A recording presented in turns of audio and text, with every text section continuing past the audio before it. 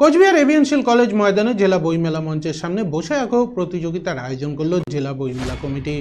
এদিনের এই প্রতিযোগিতায় প্রায় 200 জন কচিকাঁচার ছাত্রছাত্রী অংশগ্রহণ করে। এদিন এই বসে আঁকো প্রতিযোগিতার উদ্বোধনী অনুষ্ঠানে উপস্থিত ছিলেন লোকাল লাইব্রেরি অথরিটি চেয়ারম্যান তথা কোচবিহারের প্রাক্তন সাংসদ পার্থপ্রতিম রায় সহ বিশিষ্ট জনেরা। পার্থপ্রতিম রায় বলেন, প্রতি বছরের ন্যায় এবছরও কোচবিহার জেলা বইমেলা কমিটির পক্ষ থেকে বসে আঁকো প্রতিযোগিতার আয়োজন করা হয়েছে। এই প্রতিযোগিতায় বিজয়ীদের হাতে এদিন সন্ধ্যায় পুরস্কার সহ শংসাপত্র তুলে দেওয়া হবে। এদিন প্রায় 2 শতাধিক প্রতিযোগিতায় অংশগ্রহণ করে বলে জানান তিনি। সর্বশেষ দিন কোচবিহার জেলা বইমেলা কমিটির পক্ষ থেকে প্রত্যেক বছরের মধ্যে এবারও বইমেলা প্রাঙ্গণে বসে আঁকো প্রতিযোগিতা হচ্ছে। এবার শেষ দিনে হচ্ছে, প্রায় 2 শতাধিক ছেলে মেয়ে অংশগ্রহণ করেছে।